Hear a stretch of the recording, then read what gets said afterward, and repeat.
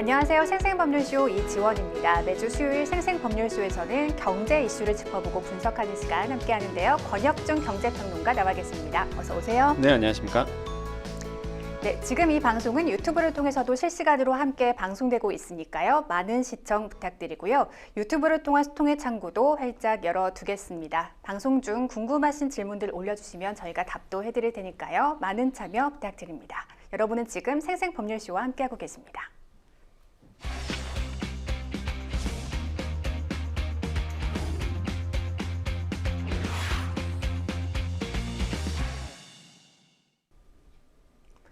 지금 가장 핫한 경제 분야 이슈를 알아봅니다. 생생 키워드 시작하겠습니다. 첫 번째 키워드부터 만나보시죠. 트럼프 폭탄 발언에 K철강 비상. 트럼프 미국 대통령이 예고한 대로 미국에 수입되는 철강과 알루미늄 모든 제품에 25%의 관세를 부과할 것이라고 공식 발표가 됐습니다. 이제 올 것이 왔다 이런 반응들이 나오는데요. 철강과 알루미늄의 관세 부과 그 의도부터 짚어주실까요? 네, 그렇죠. 이제 많은 분들이 또 보셨을 때 아니 지금 뉴스만 보면 뭐 관세다, 뭐 미국에서 관세를 높인다 이렇게 뉴스 보도되면서 심각하다. 뭐 이런 표현을 많이 들었을 겁니다. 근데 이게 또 나랑 무슨 관계일까라고 이제 생각하실 텐데 관계가 있습니다. 이게 시작이라는 거죠. 우리나라에 대한 철강과 알루미늄에 대해서 이제 25%의 관세를 추가 관세하겠다라고 미국 정부가 밝혔습니다. 이 포고문에 트럼프 대통령이 사인을 했거든요. 유예 기간을 뒀습니다. 다음 달 3월 12일까지 지켜보고 3월 12일부터 효력을 발생한다 이렇게 얘기했거든요. 그러다 보니까 이게 왜 뉴스가 보도되고 나하고 무슨 상관이 있느냐, 지금 시청자들하고 무슨 상관이 있느냐, 이제 시작이라는 거죠. 우리나라의 제품에 대해서 다 관세가 계속적으로 추가 관세가 들어갈 가능성이 있다. 그러면 어떻게 되느냐? 일단은 우리나라 제품이 미국에서 가격 경쟁력을 잃어버리게 될 겁니다. 그러면 생산을 해도 팔 곳이 없어지는 거죠. 그럼 어떻게 되겠습니까? 우리나라가 돈을 못 법니다. 이게 장기적으로 갈수록 우리나라의 국가 경쟁력에 영향을 미치게 되고 성장률이 둔화될 수밖에 없고, 그렇게 된다 그러면 내가 다니는 회사가요, 이 영향을 받으면서 진짜 망할 수도 있어요. 맞습니다. 그러니까 이게 사실상 심각한 문제라는 거죠. 그래서 현황은 어떻게 되느냐? 미국에서 우리나라의 철강과 알루미늄에 대해서 25%의 관세를 하겠다라고 밝혔습니다. 과거에는요, 사실상 우리 지금 철강 제품은요, 쿼터제로 묶여져 있습니다. 쿼터제는 뭐냐 그러면 그러니까 총 물량을 딱 정해 놓은 거예요. 이 총 물량은 한 360만 톤 정도 됩니다. 딱 360만 톤 정도는 무관세로 들어가게 되는 거고, 그 이상부터는 관세가 붙어지는 지금 현재 그런 구조인데, 이런 쿼터제마저도 없애겠다. 그러면서 25%의 관세를 무조건 하겠다라고 지금 미국에서는 이제 얘기가 나오고 있고, 예외 면제 없다 이런 얘기를 하고 있습니다. 지금 미국에서는 이제 예외 면제가 없이 다 동일하게 할 것이다라고 지금 보고 있습니다. 그래서 지금 난리가 난 쪽이 미국 쪽에 이제는 철강이나 알루미늄 수출하는 나라들, 순위로 보면요, 우리나라가 4위입니다. 4위. 그러니까 엄청나죠, 사실. 그래서 우리나라가 직접적인 타격을 받을 수밖에 없다라고 보시면 되겠습니다. 그래서 이런 문제가 지금 계속적으로 이제 우리 시장에 크나큰 악재로 이제 작용할 가능성이 굉장히 크다라고 말씀드립니다. 네, 말씀 주신 대로 미국의 철강과 알루미늄 수출을 하는 국가들은 비상이 걸린 상황입니다. 우리나라도 미국의 철강 수입 국가 상위에 속하는데요. 우리나라에 미칠 영향 어떻게 보고 계신가요? 자, 지금 보면은요, 미국 철강 수입 보면은요, 이게 우리나라가 몇 위냐 이걸 좀 보실 필요가 있습니다. 그러니까 미국 입장에서 이제 철강을 수입을 하는데 어느 나라가 자국 나라에 미국 쪽으로 수출을 많이 했느냐, 그 순위가요, 일단 1위가 캐나다입니다. 65만 5만 톤 정도가 되고, 그다음에 브라질이 449만 톤 정도가 되고요. 네. 멕시코가 이제 351만 톤 정도가 되고, 우리나라가 280만 톤 정도 돼요. 그러니까 사실상 많은 물량을 우리가 이제 수출을 하고 있다는 거죠. 네. 그래서 미국 입장에서는요, 지금 우리나라가 한 280만 톤 수출하다 보니까 아무래도 눈에 가실 수도 있습니다. 그러다 보니 여기에 만약에 아까 말씀드렸잖아요. 이게 네. 한 260만 톤 정도가 이제는 이제 무관세로 들어가고 있는데 그거에 맞춰서 들어가고 있는 거거든요. 지금 그러다 보니까 아마 이제 관세가 된다 그러면 이 물량에 대해서 관부가세가 붙고 나면은 가격 경쟁력이 이제 잃어가고, 그렇게 된다 그러면 수출이 좀 둔화되는 역할이 아마 나오지 않을까 이렇게 보고 있어요. 그래서 사실상 지금 이제는 우리나라의 철강이라든지 알루미늄 산업에 타격을 받을 수밖에 없고, 하나 또 보셔야 되는 게 이게 뭐 철강만 문제냐 그렇지 않고요. 자동차도 문제입니다. 왜 그러냐면 우리나라가 이제 현지에서 미국 현지에서 네. 현대자동차, 기아자동차가 차량을 만들고 있어요. 근데 현지에서 쓰는 북미 시장에서 쓰는 그런데 그 철강 제품을 어디서 수입하느냐? 그러니까 우리나라에서 들어오는 제품을 미국에서 만드는 겁니다.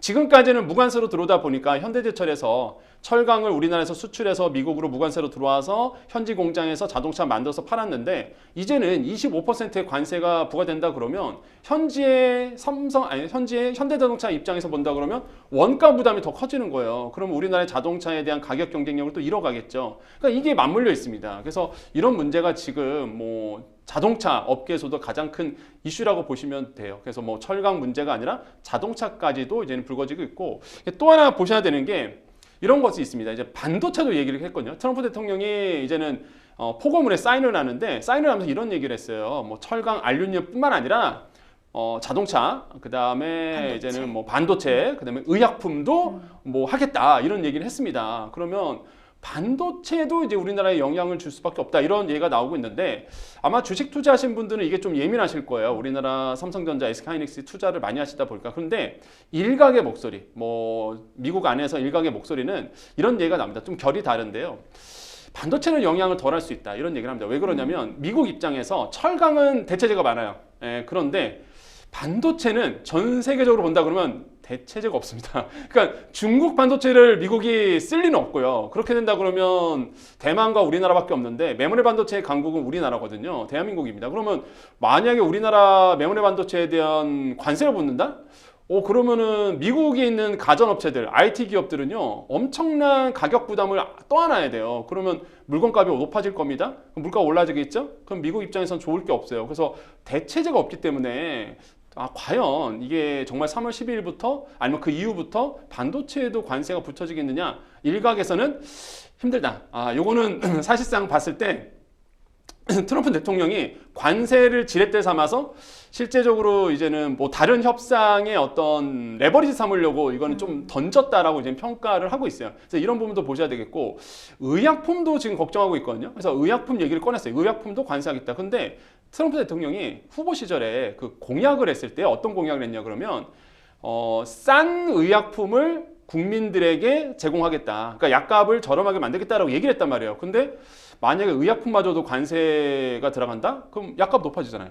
그러면 공약을 못 지키게 됩니다. 그래서 지금 얘기가 나오고 있는 거는 철강, 그다음에 자동차는 좀 관세 때문에 영향을 받을 수 있어도 반도체라든지 그다음에 이제는 CDMO라고 보통 얘기합니다. 그 물량을 이제는 우리가 파운드리처럼 반도체 파운드리처럼 의약 제조만 하는 회사들이 있거든요. 이런 회사들이 타격을 받지는 않을 거다. 지금 상황으로 본다 그러면서 이런 목소리도 지금 다양하게 나오고 있다. 어쨌든 간에 관세는 우리에게 좋을 건 하나도 없다. 이렇게 생각을 해봅니다. 네, 뭐 자동차, 반도체 얘기도 해주셨지만 직격탄을 맞게 될까 봐 우려 중인 상황인데 그 말씀해주신 것 중에 그 대만이 아직까지 완벽한 대체제가 되지 않는다. 대만의 반도체 그렇죠. TSMC 아직도 기술력이 우리나라가 세계 최고라고 그러면 하시는 건가? 왜냐하면 TSMC는요 파운드리 회사입니다. 그래서 이게 설계 회사들 그러니까 우리가 AP라고 얘기하는 모바일에 들어가는 칩들 이런 어떤 칩을 설계하는 회사들이 뭐 대표적인 게 퀄컴이라든지 아니면 엔비디아라든지 이런 칩을 설계하는 회사가 TSMC 쪽으로 칩을 만들어줘. 이게 이제 파운드리예요. 그런데 메모리 반도체는 아니거든요. DDR5, 램 들어가고 있죠, 램. 그거 당연히 삼성전자, SK하이닉스가 절반 이상을 차지합니다. 이거는 사실상 뭐 파운드리에서 만들어질 물량이 아니거든요. 메모리 반도체의 핵심은 삼성전자와 SK하이닉스입니다. 그러면은 이걸 대체제가 어디 있어요? 없어요. 대만에서도 이거 잘 못 만들어냅니다. 우리나라가 독보적인 존재거든요, 메모리 반도체는. 그래서 지금 상으로 본다 그러면 대체제가 없다. 그래서 아마 반도체 쪽에서의 관세는 제가 봐도 아니면 많은 전문가들이 생각했을 때 일단 아까도 말씀드린 것처럼 다른 교육, 통상을 하기 위해 자실적으로 좀 유리하게 만들기 위해서 아마 지렛대 삼을 가능성이 트럼프 대통령 입장이다라고 저는 생각을 해봅니다. 트럼프 대통령이 품목별 관세 또 상호 관세 부과도 예고를 했습니다. 근데 상호 관세가 보편 관세와는 어떻게 다른지도 궁금하거든요. 그렇죠. 일단 우리 앵커님하고 저하고 있습니다. 앵커님이 저한테 10%의 관세를 때렸어요. 그럼 저도 똑같이 앵커님한테 10%의 관세를 물게 됩니다. 이게 상호 관세예요. 상대가 나한테 페널티를 주면 나도 똑같이 페널티를 주겠다. 보복 관세라고 불리는. 그렇죠. 상호 관세예요. 그래서 네. 그런데 이제는 보편 관세는 그냥 전 품목에 대해서. 아까 상호 관세는요. 품목별로 관세가 다를 거 아닙니까? 네. 그럼 똑같이 간다는 거야. 네. 어떤 상품은 무관세면 나도 무관세하고 어떤 상품은 관세하면 나도 관세하겠다. 근데 일괄적으로 좀 부과하는 그쵸. 형식이군요. 근데 보편 관세는 다 관세예요. 네, 네. 그냥 어떤 상품이든 간에 그냥 전부 다 보편 관세. 그래서 전부 다 하겠다는 게 보편 관세입니다. 그래서 지금 이슈가 되고 있는 거는 상호 관세예요. 트럼프 대통령이 상호 관세를 계속적으로 주장하고 있는데 근데 중요한 게 있어요. 이 상호 관세가 언론에서 많이 들으시잖아요. 그런데 아직 트럼프 대통령이 얘기했던 그 상호 관세의 정확한 의미를 시장에서는 잘 모르고 있습니다. 과연 무엇을 상호 관세, 어떤 기준으로 상호 관세 할 거냐라고 생각하는데 지금 이제는 저희 쪽에서 분석하기를 무역 적자국을 기준으로 할 수도 있다. 그러니까 미국 입장에서는 무역 적자인 거죠. 우리나라 입장에서는 대미 흑자인 거고. 그러면 본인 나라 입장에서 무역 적자 기준으로 해서 관세를 이제는 품목별로 구분한다 그러면 우리나라가 또 영향을 받을 가능성이 굉장히 큰 거예요. 왜 우리는 최대 북미 시장에서 대미 흑자가 흑자를 기록하고 점점 있죠. 더 많아지고 있거든요. 네. 그러니까 이게 무역 적자로 기준하면 우리나라는 벗어날 수 없다. 그래서 이런 것들이 조금 걱정스러운 부분이 있습니다. 네, 앞으로 무역 적자를 근거로 트럼프 대통령이 관세 압박을 해올 공산이 클 텐데요. 사실 우리나라의 경우 한미 FTA로 사실상의 무관세 국가 아니겠습니까? 맞습니다. 대미 무역 흑자도 높은 편인데 최악의 경우 이 한미 FTA 재협상에 들어가야 하지 않나 걱정하시는 분들 계시거든요. 진짜 최악의 시나리오가 네. 한미 FTA 재협정이에요. 이거는 우리 입장에서 막아야 됩니다. 왜 그러냐면 우리가 지금 미국 시장에 나가는 물건의 98%가 무관세입니다.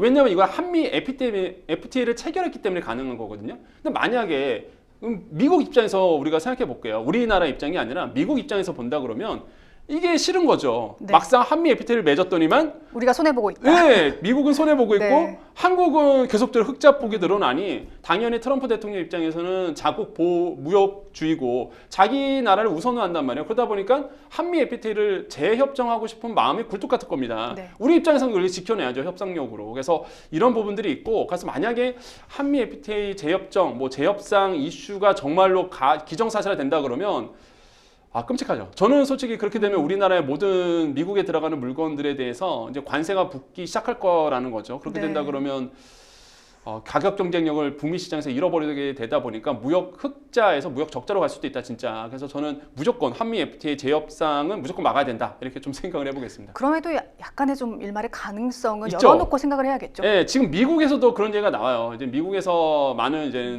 뭐 저널이라든지 언론이라든지 전문가들 인터뷰를 좀 종합해 본다 그러면 지금 최악의 경우 한미 FTA도 재협정도 고려해야 될 어떤 카드로 지금 가지고 있다 이런 얘기가 지금 나오고 있거든요. 그래서 과연 어떻게 될지 이거는 네. 좀 지켜보셔야 된다고 좀 말씀드립니다. 걱정이 정말 네. 큽니다. 또 상호 관세 카드가 아니더라도 우리나라에 대한 무역 적자를 해소하기 위해서 정말 모든 수단을 동원하지 않을까 싶습니다. 좀 우리나라 입장에서 충격을 최소화할 수 있는 어떤 대응책 마련이 시급해 보이는데요. 어떨까요? 그렇죠. 이게 트럼프 대통령이 어제 이제 그제죠. 포고문에 사인하면서 무슨 얘기를 했냐 그러면 자기는 이제는 한 달 동안 거의 아마 관세 때문에 회의를 많이 할 것 같다. 네. 이런 얘기를 했거든요. 우리나라도 마찬가지죠. 지금 우리나라도 철강 업체와 계속적으로 회의를 가지고 있고요. 그다음에 산업통상자원부 같은 경우에는 긴급점검 회의를 개최했습니다. 그래서 이런 우리나라의 무역 수출에 영향을 크게 줄 수밖에 없기 때문에 어떻게 이거를 이제 해지할 수 있느냐, 막아낼 수 있느냐라는 이제는 지금 계속적으로 연속적인 회의를 지금 가지고 있고, 뭐 대표적으로 수출 기업에 대한 무역 보험을 늘려주는 것들, 그러니까 피해를 이게 단기 처방입니다, 사실. 무역 보험을 점점 더 늘려가는 것들, 이런 것들이 아마 현실적인 대안으로 좀 나오고 있고, 그래서 결국에는 뭐 차관을, 그러니까 한마디로 뭐 정부 입장에서 수출 기업에 대한 무역금융이죠. 네, 대출을 좀 늘려주는 부분으로 지금 단기 처방으로 내려질 것으로 보고 있습니다. 그래서 결국에는 이제 우리가 영향을 받는 거는 단기적으로는 크게 영향은 없어요. 왜 그러냐면 이 관세라는 게 우리나라만 탁 대한민국 너 무조건 25% 관세 이건 아니거든요. 그러니까 전 세계 미국 입장에서 뭐 전 세계 모든 통상 나라들에게 똑같이 지금 얘기하고 있는 겁니다. 그래서 우리나라의 문제만이 아니에요. 그래서 단기적인 영향은 없는데 이제 장기적으로 가면 이제는 분명히 어떤 나라는 협상을 통해서 무관세 얘기가 나올 거고요. 분명히 또 어떤 나라는 뭐 관세가 책정된 나라가 분명히 있을 겁니다. 그러면 네. 장기적으로 갈수록 이제 문제가 커지죠. 근데 아시겠지만 우리나라는 지금 컨트롤 타워가 없습니다. 그래서 지금 뭐 각국 나라는 트럼프 대통령 지금 만나려고 그러니까 외교적으로 지금 좀 최근에 좀 일본도 터전이 되려고 그랬잖아요. 있는데, 네. 최근에 일본도 이제 일본 총리가 가서 트럼프 대통령과 얘기를 했는데 사실 우리나라는 지금 컨트롤 타워가 없다 보니까 지금 이게 좀 문제가 되죠. 그래서 맞습니다. 이런 것도 지금 좀 불거지고 있고 이제 두 번째로는 이제 추가 관세가 미칠 영향은요. 이제 품목별로 다르다라는 거. 그래서 보편적 관세는 아직 얘기가 안 나오고 있습니다. 물론 공약사항이 있었지만은 아직 뭐 그렇게 뭐 전부 보편 관세 얘기는 나오진 않고요. 이제는 품목별로 상호 관세로 이제는 흘러갈 것이다. 그래서 품목별로 대응을 따로따로 할 수밖에 없는 영향으로 갈 것이다. 이렇게 보고 있습니다. 네, 대외 의존도가 높은 우리나라입니다. 이 관세가 미칠 영향을 철저히 대비해서 좀 준비를 해야 할 게 서민 경제에도 어쨌든 영향을 미치지 않겠습니까? 그럼요. 네. 지금 우리나라요, 여러분 뭐 언론 보도 뉴스 보셨는지 모르겠는데 경제 성장률이요. 지금 뭐 KDI가 어제였죠. KDI가 이제는 1.5% 예상을 했습니다. 이게 잠재 성장률보다 더 미치거든요. 그러니까 잠재 성장률은 뭐냐면 한 나라가 성장을 할 수 있는, 그러니까 물가 상관없이 최대한 성장을 할 수 있는 기조예요. 그러면 그게 2%로 보고 있는데 잠재 성장률보다 더 밑으로 나온다는 얘기는요. 사실상 성장 속도가 둔화되고 있다. 이렇게 볼 수밖에 없어요. 그러면 이런 상황에서 본다 그러면 우리나라의 성장률에 영향을 줄 수밖에 없고요. 성장률이 둔화된다. 심지어 어떤 보고서는요. 우리나라 올해 0% 성장도 할 수 있다. 그러니까 0. 몇 % 이렇게 되겠죠. 1%가 안 될 수도 있다는 정말로 안 좋은 시나리오도 좀 나오고 있단 말이에요. 성장이 둔화된다는 얘기는 그만큼 이제 소비가 안 된다는 얘기고요. 네. 그만큼 수출도 안 된다는 얘기입니다. 그래서 이렇게 된다 그러면 소상공인 자영업자분들마저도 힘들어지고, 물론 지금도 너무 힘들지만 더 힘들어질 가능성도 있고, 특히 이제 월급 받으시는 분들도 안심할 수가 없는 거죠. 그런가요? 왜냐하면 기업 자체가 수출이 안 된다라고 네네. 본다 그러면 경제는 다 살아 있거든요.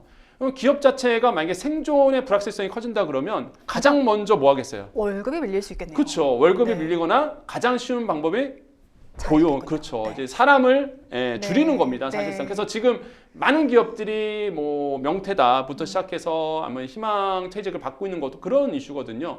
미국은요 난리가 났어요. 미국은 지금 이제 금융계 쪽이라든지 이런 쪽에서는요 아주 뭐 지금 칼바람을 불고 있습니다. 특히 네. IT 쪽도 마찬가지고 네. 우리나라도 마찬가지라는 거죠. 그래서 이런 부분들이 이제는 문제가 커질 수 있다. 그래서 서민 경제에도 영향을 줄 수 있다 보니까 이 관세 이슈는요 잘 보셔야 되겠다 이렇게 말씀드립니다. 네. 그럼 이어서 다음 생생 키워드 만나보겠습니다. 임대차 입법 폐지냐 개편이냐. 5년 전 도입된 임대차 입법을 두고 완전 폐지까지 검토해야 한다는 국책 연구기관의 연구 용역 결과가 나왔습니다. 임대차 입법에 대한 부작용이 만만치 않다는 건데요. 임차인을 보호하기 위해서 지난 2020년에 좀 마련이 됐는데 원래는 임대차 3법 아닙니까? 네, 그렇죠. 임대차 3법이 원래는 네. 이제 진행이 됐었죠. 근데 왜 지금은 임대차 입법이라고 얘기하냐면 사실 임대차 3법은 뭐냐 그러면 계약갱신 청구권, 전월세 상한제, 전월세 신고제입니다. 근데 네. 신고제는 사실상 평이 좋아요. 당연하겠죠. 내가 전월세를 살았어요. 그럼 계약을 맺었습니다. 그러면 그걸 신고해야죠, 당연히. 네, 당연한 그렇죠. 얘기인데 네네. 이게 그동안 당연하지 않았던 거죠. 그래서 이제는 전월세 무조건 신고하도록 돼 있습니다. 이거는 시장의 평도 좋고요. 안착이 됐어요. 네. 그래서 지금은 다 신고합니다. 그런데 이제 문제가 되고 있는 거는 이제는 아까 말씀드렸지만 계약갱신 청구권 이게 2+2죠. 원래는 전세 2년이었습니다. 거기에 2년을 더 살 수 있도록 해주는 거죠. 그래서 2+2 이게 이제 갱신권이고요. 나머지 하나가 보고 있는 게 이제 전월세 상한제입니다. 전월세 상한제는 5% 이상 못 올리게 하는 거죠. 그러니까 5% 룰이라고 보통 얘기하는데 5% 이상 갱신했을 때 못 올립니다. 무조건 묶어둬야 돼요. 그래서 이것 때문에 지금 사실상 이제 저는 임대차 입법이 이게 좀 문제가 되고 있는 거죠. 그래서 이번에 보고서가 나왔는데 이거에 대해서 조금 얘기를 하자. 이거에 대해서 좀 부작용이 크다 보니까 이거에 대해서 조금 같이 한번 연구를 해보자라고 이제 뭐 분위기가 좀 조성이 되고 네. 있다 이렇게 말씀드립니다. 사실 당시에도 임대차 입법을 환영하는 입장 또 반대하는 입장이 좀 팽팽했거든요. 근데 제도 도입 5년 동안 문제가 많았습니까? 많았습니다. 예, 저는 그 당시에 반대서였어요.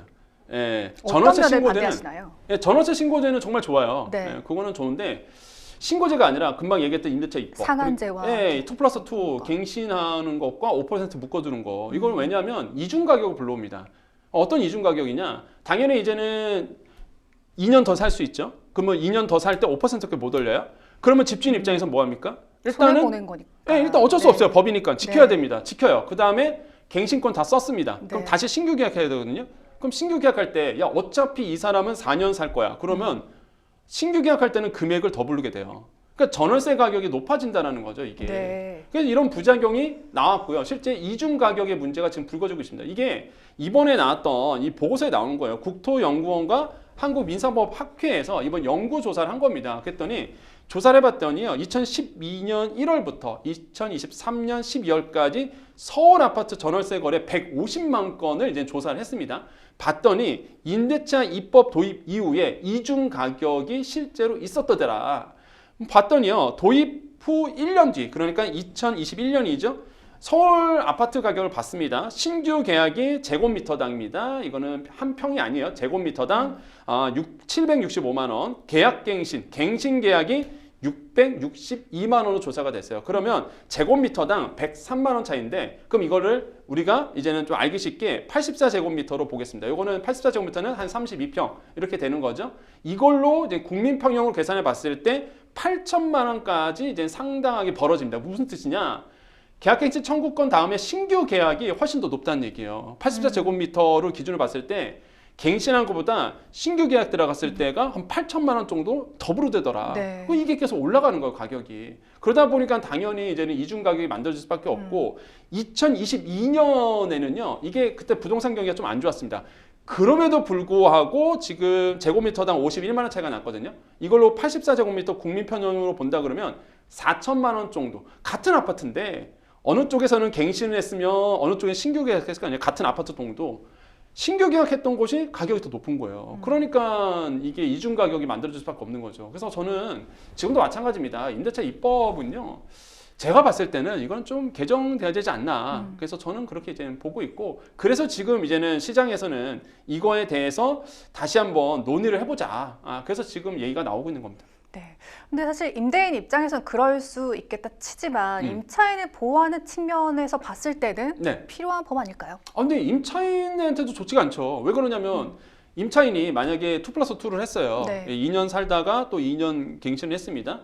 그럼 이분이 만약에 그 사이에 집을 사면 문제가 없겠죠. 내 집 마련해서 문제가 없는데 이분이 또 임차를 해요. 예를 들어서 또 전세를 살 겁니다. 그러면 신규 계약할 때는요. 너무 많이 올라와 있는 거죠. 이게 계속 올라갈 수밖에 없는 구조니까. 그러면 한 번 갱신될 때야 당연히 5% 룰에 5% 묶여 있다 보니까 좋겠지만 4년 끝난 다음에 전세 구하려고 갔더니 제가 갖고 있는 전세금으로는 도저히 전세를 구할 수 없는 부분이 되는 거겠죠. 그러다 같은 보니까 조건의 집조차 구할 수 없는 상황이 되는군요. 그럼요. 4년 후가 문제인 거예요. 네. 그래서 저는 이거 시장을 지금 왜곡하고 있기 때문에 저는 이거는 좀 문제가 있지 않나라고 생각을 해봐요. 그래서 지금 이런 문제가 불거져 있고, 물론 이거는요 전제 조건이 있습니다. 어디냐? 서울 지역에 그렇다는 거야. 지방 아파트는 매매나 전세나 지금 힘을 전혀 못 봤습니다. 네. 그래서 지방 부동산은 문제가 없는데 지금 서울 쪽과 그다음에 인기 수도권 지역이 이런 이중 가격 때문에 아직도 지금 문제가 있다라는 거 좀 말씀드립니다. 네, 말씀해 주신 대로 제도 도입 취지가 무색해진다면 개편이나 또 수정 방안에 대한 고민이 필요할 텐데요. 국토연구원 보고서에서는 4가지 방안을 제시를 했습니다. 우선 도입 전으로 복귀하자. 그러니까 폐지를 하자는 거죠. 네, 그래서 4가지 안이 났는데 첫 번째가 그냥 폐지. 네, 그냥 있기 전에 돌아가자. 근데 아까 말씀드렸어요. 임대차 3법이 아닙니다. 이제 임대차 입법, 갱신권과 그 다음에 5% 룰, 요거 상한제만 이제 되돌리자. 네. 처음으로 돌아가자. 이렇게 얘기하고 있는데, 그렇게 된다 그러면 장점은 뭐냐 그러면 지금 사실 임대차 입법 때문에 분쟁도 많고요. 이 갱신을 어떻게 볼 것이냐 이런 분쟁도 되게 많거든요. 그래서 이런 분쟁, 사회적인 어떤 비용이 좀 감소될 수 있다. 이런 게 장점이라 그러면, 단점은 당연히 아까 말씀하신 것처럼 임차인에 대한 사실상 권리가 많이 부족해진다라고 이제 볼 수가 있어요. 그래서 지금 나온 얘기가 그렇게 된다 그러면 만약에 폐지한다 그러면 갑자기 폐지하면 시장이 혼란스러우니까 2년의 유예 기간을 두자. 이렇게 이제 얘기를 하고 있고요. 또한 네. 기존 임차인에 대해서는 갱신권을 인정해 주자. 이렇게 이제 앞으로 새로 할 것만 이제는 없애주는 거고, 기존에 2년 살았어요. 그러면 2년 한 더 번 더 살 수 있잖아요. 기회를 준다. 네. 네. 그런 분들에게만 이제는 기존 갱신을 사용할 수 있도록 해주고 신규 계약부터는 아예 이제는 없애는 걸로 이제 이렇게 이제는 1안이 이제 나온 상태입니다. 그렇다면 지역에 따라서 좀 자율적으로 운영을 하거나 임대인과 임차인이 제도 적용 여부를 협상하는 방안도 있을 것 같습니다. 이런 부분에 대해서는 어떻게 생각하시나요? 맞습니다. 이게 지금 4가지 안이라 그랬잖아요. 그러면 첫 번째 안은 말씀드렸고 두 번째 안은 금방 앵커님 말씀하신 것처럼 이 지역에 따라서 자율 운영하는 방안도 지금 나온 상태예요. 그러니까 특별 지역을 만드는 거죠. 임대차 특별 지역 이렇게 뭐 가칭인데요. 이런 걸 만들어 갖고 사실상 지자체가 알아서 운영할 수 있도록 하자는 거죠. 그래서 지자체들을 봤을 때 네. 왜냐하면 아까 말씀드렸잖아요. 서울은 지금 이중 가격 때문에 문제인데 지방은 아닙니다. 지방은 매매나 전세나 뭐 그렇게 흐름은 좋지 않거든요. 네. 힘을 못 받아요. 그래서 지방은 문제가 없어요 지금. 그러니까 이게 일률적으로 적용하기보다 지자체들이 알아서 당연히 서울 지역은 이런 어떤 이중 가격 때문에 문제니까 폐지하는 쪽으로 갈 수도 있겠지만 뭐 지방 같은 경우에는 임차인 보호를 위해서 그대로 갖고 갈 수도 있어요. 그래서 이런 안도 지금 나온 상태다라고 보시면 되겠고 세 번째로는요. 이거 임대인과 임차인 제도를 이제 자율적으로 이제 협상하는 제도입니다. 이건 지자체가 문제가 아니라 그냥 임차인과 임대인이 만나서 뭐 계약까지 청구권이라든지 아니면은 뭐 전월세 상한제를 할지 말지를 그냥 알아서 쌍무 계약이니까 두 분이 알아서 이제는 하게끔 이렇게 이제는 안이 나온 상태예요. 그러면 이제는 뭐 임차인과 임대인이 마음만 맞으면 네. 2+2. 왜냐하면 임대인도 또 원할 때가 있어요. 2+2. 그렇죠. 왜냐하면 네. 이 전세를 줬잖아요. 그 2년마다 바꾸면요. 이게 서로 보통 좀 일이 아니죠, 작성해야 서로. 되고 네, 네. 귀찮아요. 사실 네. 귀찮다 보니까 아예 그냥 사세요. 이런 분도 있거든요. 그래서 이거는 개인 간에 이제는 협약을 통해서 풀어낼 수 있도록 이게 이제 3안으로 지금 나온 상태입니다. 네, 마지막 대안은요. 그 전월세 상환율을 현행 5%에서 10% 등으로 조정하는 방안이 제시됐다고 합니다. 그런데 이게 5%도 사실 임차인 입장에서는 좀 크게 느껴질 수 있거든요. 네. 10%까지 올린다고 하면 사회적 합의 도출이 좀 어려울 수 있지 않나 이렇게 생각이 네. 듭니다. 이게 뭐 말이 10%지 네. 전세 가격 요즘에 서울 아파트 같은 경우 굉장히 높아요. 네. 거기에 10%면은 갑자기 그 10%를 마련하는 세입자들이 과연 몇 명이나 있을까? 그러니까요. 결국엔 대출을 받거든요. 그래서 부담스러울 부분은 분명히 있을 겁니다. 그래서 이제는 안으로 따지면 맨 마지막 안인 거예요. 그래서 이런 상한율을 5%에서 10%로 늘리자는 안이 이제는 나온 상태라고 보시면 되겠고 아까도 말씀드렸지만 그러다 보니까 만약에 이 안이 채택된다 그러면 복잡해집니다. 네. 예, 그래서 서류상도 복잡해지고 그러다 보니까 좀 가능성은 좀 저는 좀 희박하다고 보고 있는데 네. 어쨌든 간에 이번에 나왔던 연구 보고서는요. 정부의 공식적인 입장은 아닙니다. 이거는 그냥 임대차 입법이 워낙 이중 가격이나 사회 부작용이 많다 보니까 한번 그냥 논의를 해보자는 네. 내용이지 뭐 정부가 이걸 추진하겠다. 어차피 이거 임대차 입법 바꾸려고 그러면 개정사항이에요. 국회에서 논의돼야 됩니다. 그래서 네. 이거는 그냥 아이디어 차원에서 좀 나온 거지 이게 뭐 정부가 확정된 방안 아니다. 이렇게 좀 말씀드립니다. 네, 어쨌든 시장 혼란을 최소화할 수 있는 개선안이 마련되는 건 좀 시급해 보이긴 합니다. 그럼 이어서 다음 생생 키워드 만나볼까요? 무너진 산유국의 꿈. 대왕고래 프로젝트가 좌초될 위기에 놓였습니다. 동해 심해 가스정 개발 사업인 대왕고래 프로젝트 1차 시추 결과 경제성이 없다는 결론이 나왔습니다. 사실 작년에 저희가 대화를 나눴던 네. 기억이 있습니다. 이제 산유국이 되는 건가 좀 꿈에 부풀었던 기억이 있는데 사실 현실성이 없다는 거죠. 네, 이번에 이제는 시추 결과가 나왔습니다. 이게 1차 시추예요. 이제 정부는 5차 정도를 바라보고 있는데 네. 일단은 1차 시추 결과가 나왔는데 이제 산자부 차관이 얘기를 했죠. 그래서 경제성이 없다. 경제성이 없다는 얘기는 그러니까 부존 여부는 확인했는데 네. 이제 석유라든지 가스에 대한 부존 여부는 확인했는데 뽑아내봤자 비용만 더 들고 사실상 경제적 가치가 없다라고 얘기를 했습니다. 그래서 그 얘기가 나오자마자 사실상 이제 시장에 또 올라온 뜨거운 이슈가 돼버렸죠. 그래서 일단은 1차 시추는 실패했습니다. 네. 그건 명확하고요. 그래서 뽑아내봤자 경제성이 없다 보니까 분명히 실패했다고 볼 수가 있겠고, 하지만 뭐 긍정적으로 보는 부분이 있습니다. 그러니까 사실 가스나 석유의 부존 여부는 좀 확인했다 이런 얘기가 나오고 있거든요. 그래서 일단 좀 안타깝게 생각해요. 저도 사실 좀 이거는 만약에 진짜 나온다 그러면 나라의 축복이거든요. 우리가 산유국이 실질적인 산유국이 될 수 있는 부분이었는데 일단 1차 시추는 경제성이 없는 걸로 이제 판단이 네. 됐습니다. 초 정부는 대왕고래에서 최소 5차례의 탐사 시추가 필요하다고 얘기를 했었는데요. 뭐 앞으로 뭐 여러 번 시도하고 또 도전하면 성공 확률을 높일 가능성 네. 어떻게 보십니까? 개인적으로는 저는 좀 시도를 했으면 좋겠어요. 그런데 너무 막대한 비용이 들어가지 그렇죠. 않습니까? 이제 과연 시도를 할 수 있느냐가 문제인 거예요. 네. 그러니까 저 개인적으로 봤을 때는 일단 시도를 해봤으면 좋겠지만 근데 일단 비용이 문제인 겁니다 항상. 그래서 사실상 아시겠지만 이번 1차 시추 때도요. 그러니까 정부가 반을 내고 석유공사가 반을 냈어요. 그러니까 500억 원, 500억 원 이렇게 하기로 했는데 원래 계획은 그랬습니다. 근데 아시겠지만은 이 정부의 예산안에서 이 500억 원이 전액 삭감이 됐습니다. 네. 그러다 보니까 석유공사가 나머지 500억 원도 떠안았거든요. 그러니까 1,000억 원에 대한 사실상 이제 부담을 안게 되는 거고 네. 그럼 석유공사가 할 수 있는 일은 뭐냐? 그럼 대출 받는 거거든요. 대출이라는 건 결국에는 채권을 발행하는 겁니다. 그래서 석유공사가 이번에 채권 발행했는데요. 한 5천억 원 정도가 돼요. 그러니까 앞으로 이제 쓸 돈과 돈이 없다 보니까 이미 2020년도부터 석유공사는 자본 잠식 상태입니다. 자본 잠식이 뭐예요? 그냥 돈이 없는 거예요. 네. 부채가 더 많은 겁니다, 지금. 이런 상황에서 독립적으로 시추 작업을 2차, 3차를 할 수 있겠느냐?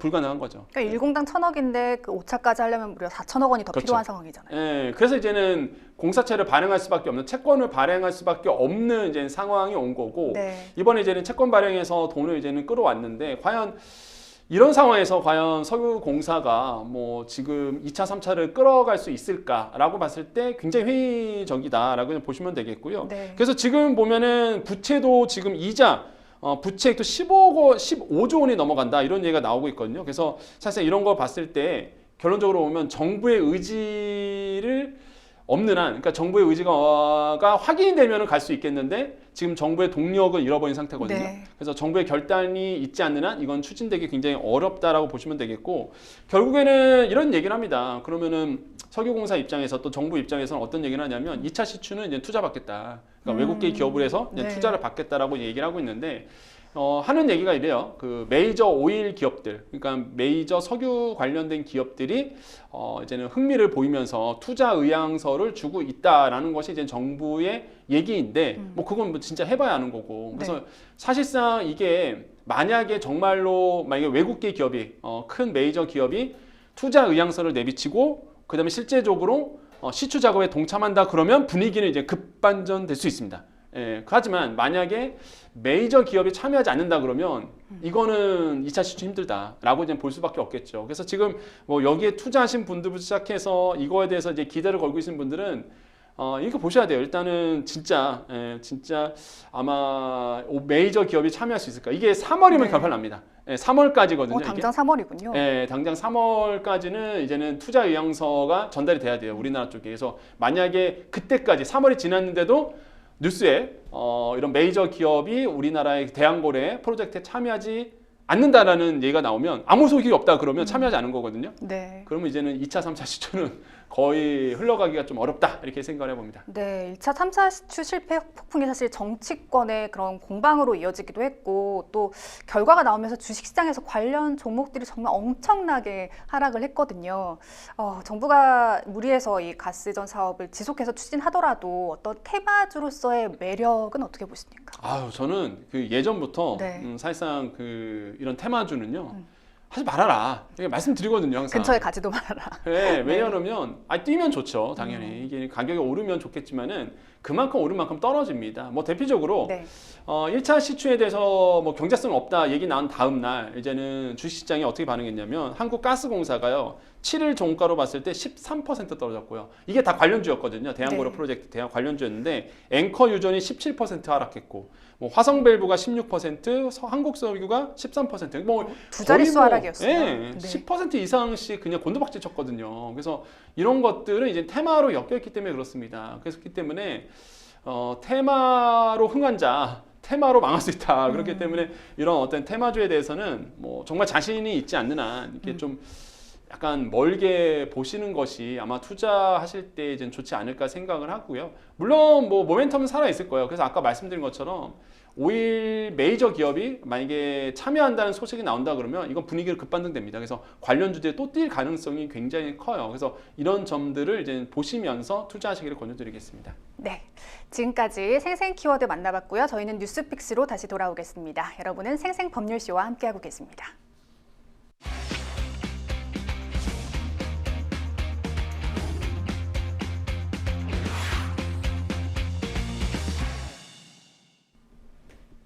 분야별 가장 핫한 소식을 집중 분석해보는 시간 뉴스픽스 시작하겠습니다. 매주 수요일 경제 분야 주요 이슈들을 짚어보고 있는데요. 오늘 만나볼 첫 번째 주제는요. 2년 연속 대규모 세수 펑크 추경 향방은입니다. 정부가 지난해 걷어들인 세금이 당초 예산에 비해 30조 원 넘게 감소를 했습니다. 이로써 2년 연속 대규모 세수 결손이 발생했는데요. 실평론가님 작년에도 똑같은 소식을 좀 접했던 것 같습니다. 네. 세수 펑크라고 표현은 하지만 세수 결손, 그러니까 예상한 것보다 세금이 덜 거쳤다 이건데요. 용어 설명부터 좀 짚어주실까요? 그렇죠. 이제 뭐 뉴스에 지금 우리가 다루듯이 뉴스에 보면은 세수 결손이라는 표현을 많이 보셨을 겁니다. 근데 이 결손이라는 그러면 우리 앵커님이 잘 말씀하셨는데 예상보다 덜 거쳤다. 이게 결손입니다. 그러니까 세금이 작년보다 덜 걷어진 건 아니에요. 오히려 세금 총량을 본다 그러면 더 걷었습니다. 네. 그런데 예상보다 덜 걷었다. 그래서 우리가 결손이다라는 표현을 쓰는 거죠. 그래서 이번에 나왔던 세수 결손이 2년 연속 결손이 나왔다는 거는 예산안을 잡아놨는데 그 예상보다 덜 거쳤다. 이렇게 이제 생각을 해보시면 되겠습니다. 네, 좀 정리해 보겠습니다. 작년에 국가가 재정 대출을 계획했던 총 금액 본 예산이 367조 3천억 원이었는데 이와 비교해서 거친 세금은 30조 8천억 원이나 적었습니다. 작년에도 56조 원이 넘는 세수 결손이 발생했는데요. 이렇게 2년 연속 대규모 세수 결손, 도대체 왜 그런 건가 궁금하실 겁니다. 예측을 잘못한 건가요? 그렇죠. 기재부가 일을 못했다. 이렇게 표현할 수 있겠죠. 왜냐하면 그렇군요. 예산안을 잡는데 예산안이 뭡니까? 우리가 그냥 가계부로 말씀드릴게요. 가계부로. 네. 이런 거예요. 이제 가계부로 쓰면서 올해에는 우리나라가 한 요 정도 벌 수 있겠다. 우리 남편이 아니면 우리 아내가 총 우리 가구가 가족이 한 요 정도는 1년 동안 이제 벌 수 있을 거야. 하고서 이제는 쓸 비용도 이제 다 그 예산에 맞춰서 1년 동안 쓸 비용들부터 이제 계획을 다 잡아놨습니다. 근데 이제 1년 뒤에 딱 보니까 생각보다 이제 덜 번 거죠. 그래서 이제는 사실상 이제 예상보다 덜 거쳤다 이렇게 표현을 쓰는데 그 뜻은 뭐예요? 처음 예상했을 때 잘했으면은 이 정도 벌 거야라고 했을 때 합리적으로 계산을 잘했다 그러면 네. 사실상 문제가 없을 텐데 예산안 자체를 이제 잘못 잡은 거죠. 그 뜻은 뭐냐면 경기 흐름을 오판했다 이렇게 우리가 해석할 수 있어요. 그렇군요. 그래서 경기 흐름을 잘 예측했다 그러면 사실상 이렇게 세수가 들어오는 거, 대표적으로 법인세라든지 부가가치세라든지 소득세라든지 이런 세수가 들어오는 거를 했을 텐데 생각보다 경기 흐름을 못 읽다 보니까 오히려 법인세가 줄어들고 소득세가 줄어들고 이런 거예요. 돈을 못 벌었던 겁니다. 그러니까 경기 판단에 오판이 있었다는 거게 이게 핵심이에요. 그래서 재작년도 그랬고 작년도 그랬다라는 거. 그래서 2년 연속 세수 결손이 나온 겁니다. 그럼 보면은요. 사실 5년간 세수 오차 추이를 본다 그러면 쭉 보시면요. 2023년도 같은 경우에는 56조 정도가 이제 차이가 나고요. 작년 2024년도 같은 경우에는 한 30조 8천억 원 정도가 사실 결손이 일어났거든요. 네. 그러니까 이게 덜 거친 거죠. 왜냐하면 오차는 일어납니다. 오차는 일어날 수밖에 없는데 보통은 2021년 같은 경우에는 오차가 일어났기는 일어났는데 그때는 더 걷었어요. 예산안 생각보다 더 잘 됐습니다. 2021년도, 2022년도 그렇고. 61조 3천억 원이네요. 네, 그렇죠. 그래서 그때 이제는 너무 많이 들어오니까 이것도 비판했었어요.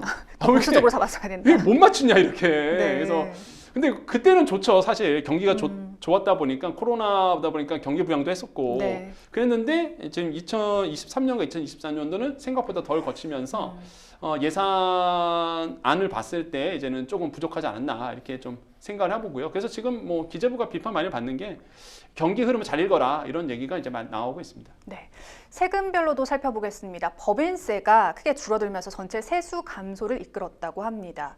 근데 이 법인세 감소의 이유, 좀 세제 감면 혜택을 너무 남발한 것 아니냐 이런 측면과 아니면 기업 실적이 너무 악화돼서 그렇다 이렇게 네. 좀 두 가지 측면을 나눠서 생각해 볼 수 있을 것 같아요. 제 개인적 생각은 뭐 법인세 인하 때문에 그렇다라고 보지는 않습니다. 저는 개인적 생각은 물론 뭐 일각에서는 뭐 법인세를 너무 낮춰줘서 인하해줘서 법인세가 덜 거쳤다 이렇게 보시는데 근본적인 원인은요. 기업들이 돈을 못 번 거죠. 그러니까 경기가 안 좋다 보니까 기업들이 사실상 이제 돈을 벌지 못했던 부분이 있습니다. 네. 대표적인 케이스가 뭐 워낙 유명한 얘기인데 사실 삼성전자와 SK하이닉스예요. 이게 2023년도에 적자가 났습니다. 그러다 보니까 작년에 법인세를 빵원 냈습니다. 내지는 않았어요. 왜냐하면 적자니다 보니까 법인세 낼 게 없는 거예요. 그러니까 이런 문제가 있었던 거죠. 그만큼 2023년도에 반도체 쪽에서 좋지 않았다는 겁니다. 그래서 이런 점들이 이제는 문제가 되고 그러다 보니까 법인세가 거칠 수가 없죠. 그래서 법인세 본다 그러면 지금 15조 정도가 이제는 덜 거쳤습니다. 생각보다. 그 다음에 양도소득세가 5조 7천억 정도가 이제 덜 거쳐졌고요. 교통에너지환경세가 3조 9천억 원, 종합소득세가 한 3조 5천억 원 정도 이 결손이 났단 말이에요, 사실상. 그러니까 예상보다 덜 거친 거죠. 그 뜻은 뭐예요? 경기가 좋아서 예를 들어서 경기가 이런 상황에서 기업들이 돈을 벌 줄 알았는데 막상 1년 지나고 나니까 생각보다 법인들이 돈을 못 본 거예요. 네. 그래서 이제는 세수 결손이 여기서 이제 나올 수밖에 없는 부분이라 보시면 되겠습니다. 그래서 이런 부분들을 봤을 때요, 일단 경기 상황에 따라서 좀 달라질 수밖에 없다. 그래서 이렇게 좀 평가를 해봅니다.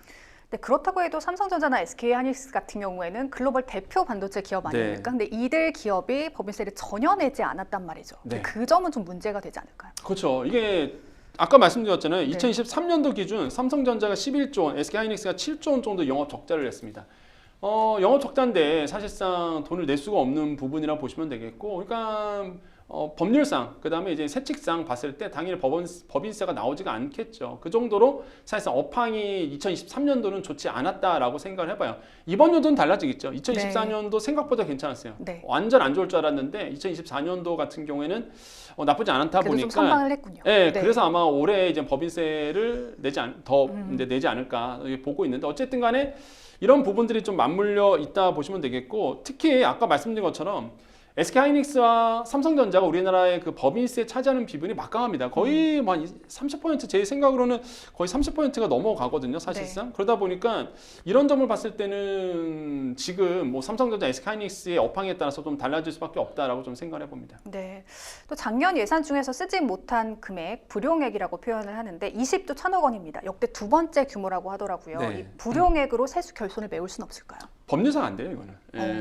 불용액 같은 경우는 결국에는 이제는 남는 예산이거든요. 그러니까 내가 예산을 잡아놨어요. 뭐 가정으로 말씀드리면 이러한 데 쓰자라고 이제 딱 예산을 잡아놨는데 뭐 여러 가지 상황 때문에 사실 못 쓴 겁니다. 그래서 그러다 보니까 남는 금액을 얘기하는데 이거를 이제는 다음 세수로 돌리자라는 거는 사실상 불가능해요, 사실상. 그래서 이거를 쓰자는 얘기는 이제 들어갈 수가 없고, 그래서 이거 같은 경우가 이제는 뭐 불용의 성격 때문에 법률적으로 좀 불가능하다라고 좀 말씀을 드리겠고, 그래서 많은 분들이 그런 얘기를 하는 거예요.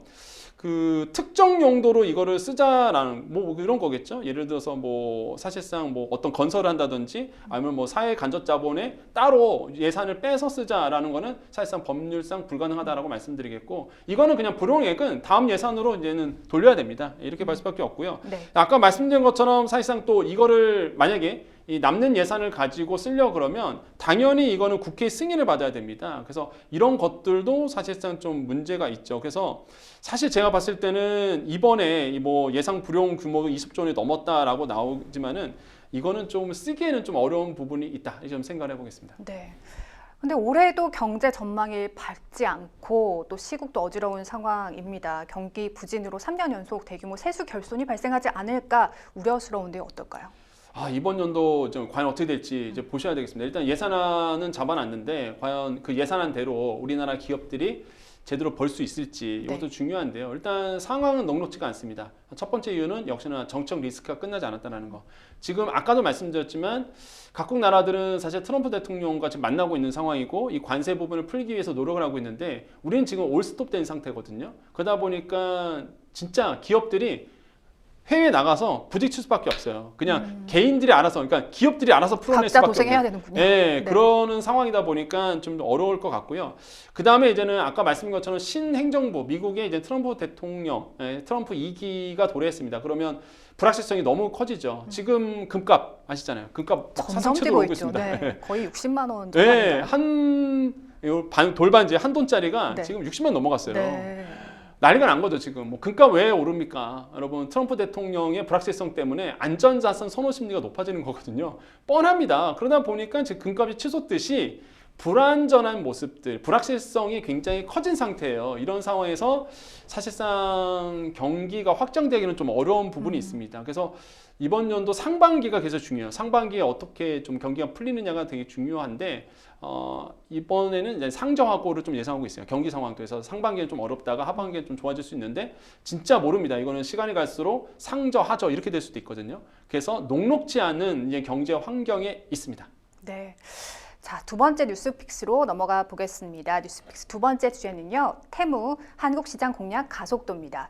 중국의 전자상거래 플랫폼인 테무가 한국 시장에 직접 진출하려는 움직임을 보이고 있습니다. 테무나 알리 작년에 우리 시장에서도 정말 핫했는데요.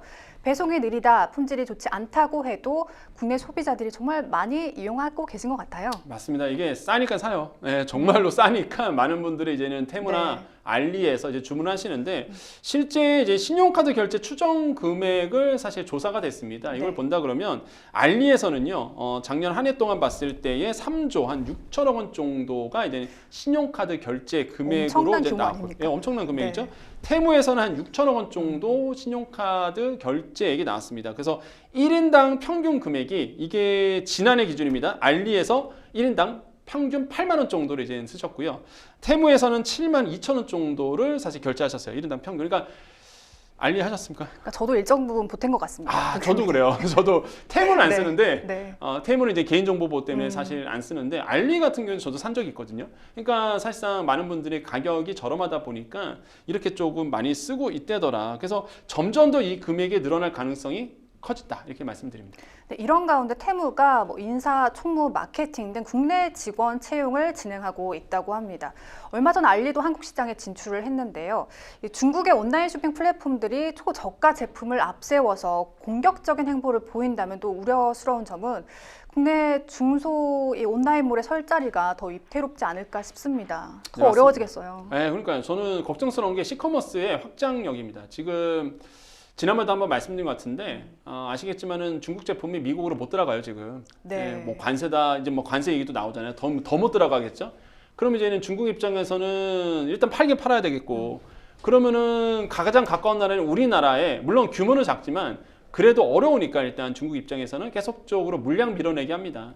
그러니까 이런 거예요. 우리가 반 덤핑이라고 보통 얘기를 하잖아요. 네. 중국이 미국 쪽으로 물건이 흐르지 못하다 보니까 그 물건 풀긴 풀어야 되겠고 전세적으로 푸는데 물량이 너무 넘치니까 가격을 완전 낮아서 팝니다. 그러다 보니까 테무나 알리에서 보면은요. 진짜 가격이 낮은 제품들이 있거든요. 이건 것들이 이제 공략적으로 우리나라에 들어오고 있다는 거죠. 그 우리나라에 시커머스에 대응하기 위해서 우리나라의 전자상거래 기업도 이제 발등에 불이 떨어진 상태라고 보시면 되겠고 문제는 이제 테무가 이번에 한국에 대한 법인을 강화시킨다는 거죠. 뭐 인사라든지 마케팅이라든지 인력 충원을 지금 나서고 있다라고 볼 수가 있겠고 또 하나가 이 시커머스의 단점은 물류였어요. 왜냐하면 우리가 주문을 하잖아요. 그러면 우리나라는 사실 쿠팡 다음 날에 오잖아요. 네. 근데 알리나 테무 같은 경우에는 중국에서 오다 보니까 이게 배송 기간이 상당히 느렸어요. 예, 좀 길어요. 네. 물론 알리도 좀 많이 빨라졌긴 했지만 그래도 2, 3일 정도는 걸립니다. 근데 테무 같은 경우가 우리나라의 물류센터를 알리도 마찬가지고요. 네. 만약에 세운다 이런 얘기가 나오거든요. 그래서 지금 뭐 우리나라의 3자 회사, 3PL 그러니까 뭐 대한통운, CJ 대한통운이라든지 이런 3자 회사랑 협력 관계를 더더욱 공고히 할 수도 있다. 아니면은 아예 그냥 우리나라에 이제는 물류 창고를 세울 수도 있다. 이런 얘기가 나옵니다. 알리익스프레스는 이미 발표를 했잖아요. 우리나라에 네. 물류 창고 세우겠다고. 그러면 진짜 하루 만에 배송이 가능해지는 거거든요. 이런 점들이 참 무섭다. 그래서 저는 다시 한번 말씀드리지만 저도 뭐 많이 사용하지 않습니다. 지금 안 사용한 지 한 6개월이 넘었어요. 옛날에 사용했기 때문에. 그래서 시커머스에 대한 공략 이거는 국민들이 좀 이런 얘기 해서 모르겠는데 막아주셔야 된다라고 저는 좀 생각을 해봅니다. 네. 또 테무의 한국 진출이 미국 트럼프 2기 행정부 출범과 맞물려서 좀 가속화한다는 관측도 있습니다. 이건 어떤 이유에서일까요? 아까 말씀드린 것처럼 네. 일단 미국이 중국을 막고 있다 보니까 중국은 계속 공장에서 뽑아서 나오고 있거든요. 그러면 이번에 만약에 지금 10% 보편 관세를 했으면 중국에서는 보편 관세입니다. 10%. 네. 모든 품목에 대해서 10%다 붙어요. 그러면 중국 입장에서는 당연히 가격 경쟁력을 잃어버릴 수밖에 없습니다. 이거 아직 해결 안 됐어요. 지금 네. 현재 진행 중입니다. 지금 관세에 들어가고 있거든요. 그러면 중국 입장에서는 뭘 하느냐? 아까 말씀드린 것처럼 물량 밀어내기 할 수밖에 없어요. 그거를 우리나라에서 밀어내고 있는 거죠. 물량을. 그러다 보니까 너무 싼 가격에 나오고 있다 보니까 많은 분들이 이런 중국 쪽의 의존도가 심해지고 있습니다. 그래서 제가 말씀드린 건데 장기적인 흐름으로 본다 그러면 여러분 이제 국민들이 나서줘야 된다. 그래서 중국 제품에 대한 품질에 대한 부분도 사실상 모니터링을 강화해야 되고 굉장히 낮은 가격이지만 품질이 안 좋은 것도 많거든요. 네. 유해성도 많고 그래서 이런 것들은 우리가 주의하셔야 되겠다라고 다시 한번 좀 말씀을 드리겠습니다. 또 가장 최근에 화제가 된 딥시크 앱도 그런 얘기가 나왔는데 아까 말씀하셨듯이 테무는 개인정보 유출 우려가 있어서 사용하지 않는다고 안 쓰면 안 말씀하셨잖아요. 네, 저는 안 정말 실제로 그렇습니까? 지금 알려진 바에 의하면 네. 사실상 개인 정보들이 사실 중국 앱이 다 그럽니다. 법률상 중국 공산당이라든지 중국 쪽에서 데이터를 가져갈 수 있도록 되어 있어요. 네. 이거는 뭐 다 알려진 사실이죠. 그러다 보니까 이런 앱을 사용했을 때에 정보 보안이 항상 이슈입니다. 딥식도 그랬고요. 테무도 그렇고요. 알리도 똑같습니다. 그렇기 때문에 이런 어떤 부분에 대해서는 뭐 주의를 하셔야 할 필요가 있다. 그래서 개인정보 보호 차원에서 이제 중국 앱이라든지 프로그램 사용하셨을 때, 서비스를 사용했을 때는 항상 한 번쯤은 이제 고민을 해보시기를 말씀을 드리겠습니다. 네. 행생법률쇼 어느덧 마칠 시간이 다 됐습니다. 오늘 함께해 주신 권혁중 평론가님 고맙습니다. 네, 감사합니다. 네, 생생법률쇼 오늘 준비한 내용은 여기까지입니다. 시청해 주신 여러분 고맙습니다.